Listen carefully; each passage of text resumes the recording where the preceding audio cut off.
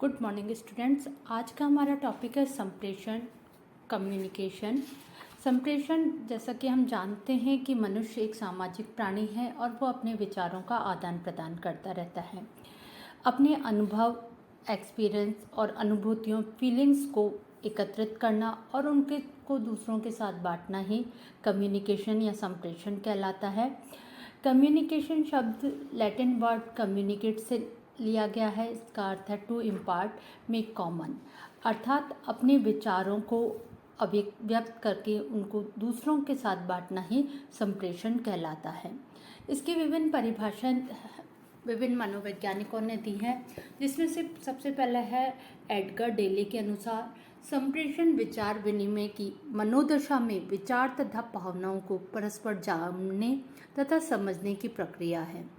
Communication is the sharing of ideas and feeling in a mood off mutuality, अर्थात अपने व्यक्ति के मन में जो विचार आते रहते हैं, विभिन्न विचार होते हैं, उसकी कंडीशन के अकॉर्डिंग, उसकी मेंटल स्टेट के अकॉर्डिंग, और उसकी जो फीलिंग्स होती हैं उनको वह स्वयं जानने, उनके बारे में सोचे और दूसरों से वो अपनी फीलिंग्स शेयर करना ही कम्युनिकेशन कहलाता है। एंडरसन का मानना है कि संप्रेषण एक गत्यात्मक प्रक्रिया है जिसमें व्यक्ति चेष्टा या अचेतन रूप से दूसरों के संज्ञानात्मक ढांचे को उपकरणों या साधनों द्वारा प्रभावित करता है। Communication is a dynamic process. Dynamic का अर्थ है यहाँ पे जिसमें निरंतर परिवर्तन होता रहता है, अर्थात जो हमारे विचार हैं उनमें परिवर्तन होता रहता है, परिवर्तनशील होते हैं।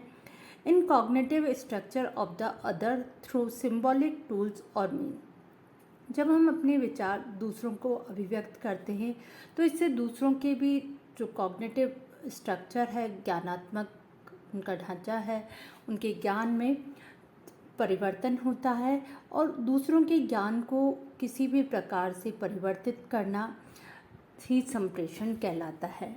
न्यूमर और समर के अनुसार संप्रेषण दो या दो से अधिक व्यक्तियों द्वारा विचारों, तथ्यों, मतों या भावनाओं के आदान प्रदान की कला है। According to Newmer and Summer, communication is an exchange of ideas, facts, opinion और emotion by two or more persons।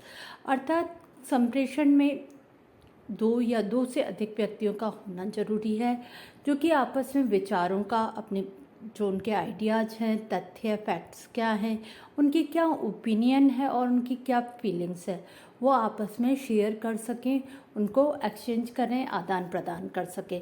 इसमें जो जैसे दो व्यक्ति बातचीत करते हैं, अपने विचारों का आदान प्रदान भी करते हैं, इसको हम कम्युनिकेशन या संप्रेषण के नाम से जानते हैं। इसके बाद अगर हम संप्रेषण के तत्वों की बात करें तो संप्रेषण के लिए मुख्य रूप से 3 तत्वों का होना बहुत ज़रूरी है। एलिमेंट्स ऑफ कम्युनिकेशन, इसमें सबसे पहले है स्रोत, जिसको हम संप्रेषक के नाम से भी जानते हैं, सोर्सेज और सेंडर। सेंडर वो होता है जो कि मैसेज भेजता है। कोई भी सोर्स होना ज़रूरी है जिसके द्वारा कम्युनिकेशन हो सके, अर्थात संप्रेषण में सबसे पहले संप्रेषक का, सेंडर का होना ज़रूरी है, क्योंकि अगर सेंडर नहीं होगा तो फिर मैसेज कन्वे कैसे होगा। इसके लिए जो सेंडर हैं वो अलग अलग परिस्थितियों के हिसाब से अलग अलग हो सकते हैं। दूसरा, इसके बाद सबसे ज़रूरी है संदेश, मैसेज। जो भी व्यक्ति है, टीचर है, उसके पास कुछ मैसेज होना चाहिए जिसको कि वो दूसरों को प्रदान कर सके। कोई संदेश होगा, कोई विचार होंगे, तभी वो दूसरों को डिलीवर कर सकता है। तीसरा इम्पॉर्टेंट है इसमें संप्रेषी, रिसीवर। संप्रेषी जो कि मैसेज को ग्रहण करता है वो कहलाता है संप्रेषी। जब तक एक सेंडर नहीं हो, सेंडर के पास मैसेज है लेकिन उसको किसको मैसेज भेजना है, उसके लिए एक रिसीवर का, संप्रेषी का होना भी बहुत ज़रूरी है। इस तरह से अगर मुख्य रूप से कम्युनिकेशन में 3 सबसे ज़्यादा ज़रूरी तत्व होते हैं, सेंडर, मैसेज और रिसीवर। इसके आधार पर अगर हम कम्युनिकेशन प्रोसेस को समझें तो इसमें जो सेंडर है, हमारा संप्रेषक है, वो अपना संदेश तैयार करता है, उसकी एनकोडिंग करता है, उसको कूट भाषा में लिखता है, उससे एक मैसेज तैयार करता है और फिर मैसेज की डीकोडिंग होती है और डीकोडिंग के द्वारा वो संदेश रिसीवर तक पहुंचता है, जो कि संप्रेषी है उस संदेश को ग्रहण करने वाला है। संप्रेषी जब मैसेज प्राप्त करता है तो वो सेंडर को उसका फीडबैक पृष्ठपोषण प्रदान करता है और इस प्रकार ये एक चक्रनुमा प्रक्रिया निरंतर चलती रहती है कि सेंडर मैसेज रिसीवर को भेजता है और रिसीवर फीडबैक सेंडर को देता है। इस प्रकार ये प्रक्रिया चलती है रहती है। क्लासरूम में अगर हम इसकी बात करें तो यहाँ पे जो सेंडर का कार्य है वो एक शिक्षक करता है, जो क्लास में टीचर है वो सेंडर होता है, वो संदेश का निर्माण करता है, उसको एनकोड करता है और उसको ट्रांसमिट करता है, प्रसारित करता है।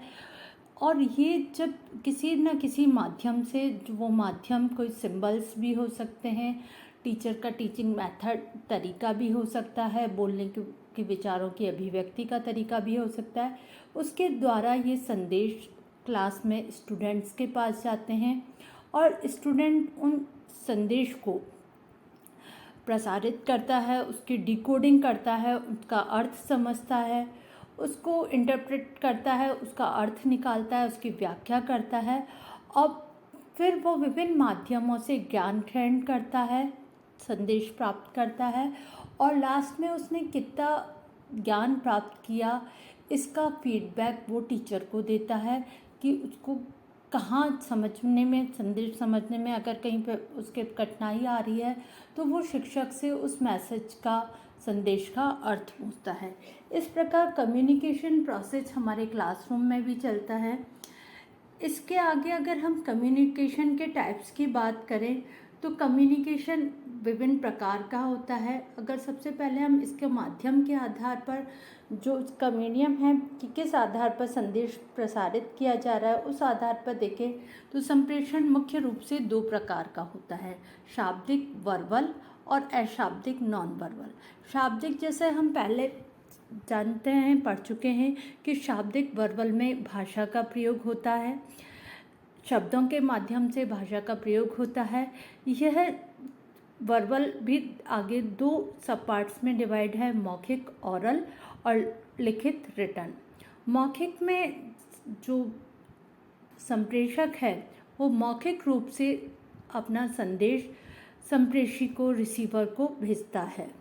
ये मौखिक रूप से वो डायरेक्ट भी कर सकता है या अन्य किसी माध्यम से वॉइस मैसेज में कर सकता है। तो इस प्रकार मौखिक रूप से वो संदेश अपना भेजता है। लिखित रिटर्न रूप में, इसमें जो अपने भाषा को, विचारों को वो एक लिखित रूप में रिटर्न मटेरियल में भेजता है। इसको हम मैसेज टाइप करके, जैसे जिस प्रकार हम अपना संदेश पत्र के माध्यम से भी भेज सकते हैं या किसी मैसेज के थ्रू, विभिन्न जो माध्यम हैं उनमें के द्वारा हम लिखित भाषा में संदेश भेज सकते हैं। अशाब्दिक नॉन वर्बल की बात करें तो नॉन वर्बल भी आगे 3 सब पार्ट्स में डिवाइड किया गया है। इसमें सबसे पहले वाणी संकेत कि अपनी सांकेतिक भाषा का प्रयोग करके सेंडर रिसीवर को मैसेज भेजता है।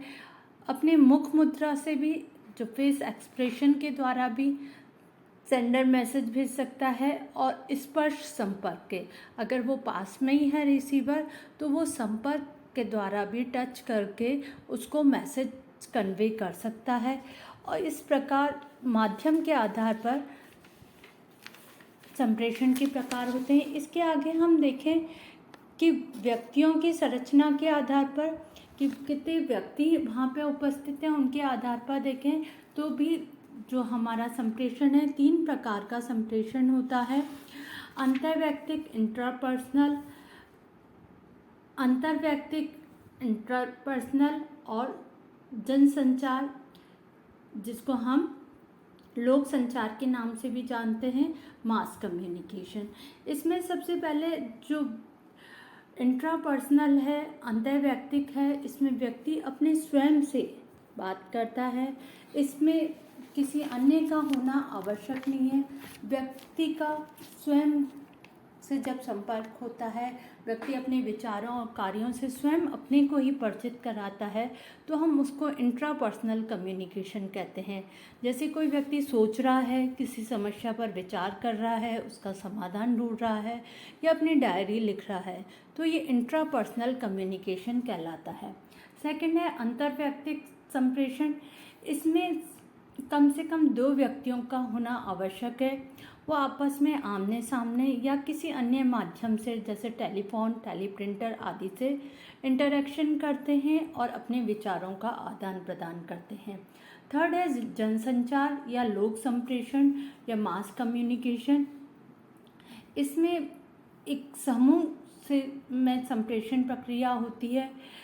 जब लोगों की बहुत बड़ी संख्या किसी संप्रेषण माध्यम से सूचना प्राप्त करती है या अपनी बात या विचार को बहुत अधिक लोगों तक पहुंचाने के लिए किसी संप्रेषण माध्यम का प्रयोग किया जाता है, तो ये जनसंचार या लोक संप्रेषण कहलाता है। जैसे डाक प्रणाली, रेडियो, दूरदर्शन, समाचार पत्र, पत्रिकाएं आदि द्वारा या किसी बड़ी सभा में भाषण के द्वारा भी हम मास कम्युनिकेशन कर सकते हैं। एक बड़े समूह के साथ हम इंटरेक्शन कर सकते हैं, अपने विचारों को रख सकते हैं। इस प्रकार व्यक्तियों की संख्या के आधार पर 3 प्रकार का संप्रेषण होता है। इसके आगे अगर हम इसकी संप्रेषण की विशेषताएं देखें, कैरेक्टरिस्टिक्स ऑफ कम्युनिकेशन, तो संप्रेषण की कई विशेषताएं होती हैं, जिसमें से मुख्य रूप से है सबसे पहले ये एक उद्देश्यपूर्ण प्रक्रिया है।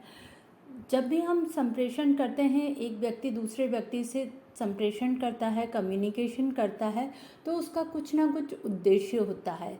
उस उद्देश्य पर ही वो वार्तालाप करता है या विचारों की अभिव्यक्ति करता है। दूसरा यह है कि ये एक सामाजिक अंतःक्रिया है, सोशल इंटरेक्शन है।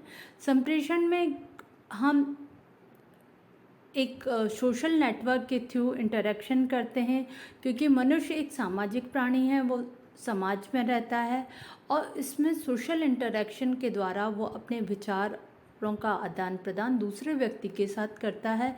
इससे उसके सोशल इंटरेक्शन में बढ़ोतरी होती है। संप्रेषण सार्वभौमिक प्रक्रिया है, यूनिवर्सल प्रोसेस है।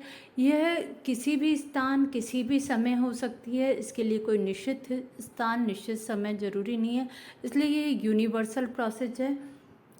संप्रेषण निरंतर चलने वाली प्रक्रिया है, कंटिन्यूअस प्रोसेस है। मनुष्य जन्म से मृत्यु तक निरंतर विचारों का आदान प्रदान करता रहता है, दूसरों के से विचार ग्रहण करता है, अपने विचार अभिव्यक्त करता है, तो ये एक निरंतर चलने वाली प्रक्रिया है। संप्रेषण शाब्दिक, वर्बल और अशाब्दिक, नॉन वर्बल दोनों प्रकार का हो सकता है। संप्रेषण के द्वारा भावनाओं की संवेगात्मक अभिव्यक्ति होती है। जो मनुष्य में विभिन्न प्रकार के संवेग्स होते हैं, फीलिंग्स होती हैं, इनको एक्सप्रेशन हम इन फीलिंग्स को, इमोशंस को हम विचारों में के द्वारा अभिव्यक्त कर सकते हैं। तो भावनाओं की अभिव्यक्ति का ये बहुत अच्छा माध्यम है। संप्रेषण के द्वारा पारस्परिक संबंध स्थापित किए जा सकते हैं, या ये कह दें कि यह पारस्परिक संबंध स्थापित करने की प्रक्रिया है। संप्रेषण द्विपक्षीय प्रक्रिया होती है, बाइपोलर प्रोसेस होता है। इसमें सेंडर और रिसीवर दोनों का, संप्रेषक और संप्रेषित दोनों का होना बहुत आवश्यक है। इस 2 पक्षों के बिना यह प्रक्रिया संभव नहीं है। संप्रेषण जब प्रभावशाली होता है तो यह उत्तम शिक्षण के लिए बुनियाद होता है। अगर इफ़ेक्टिव कम्युनिकेशन है तो इसके द्वारा बेस्ट टीचिंग की जा सकती है।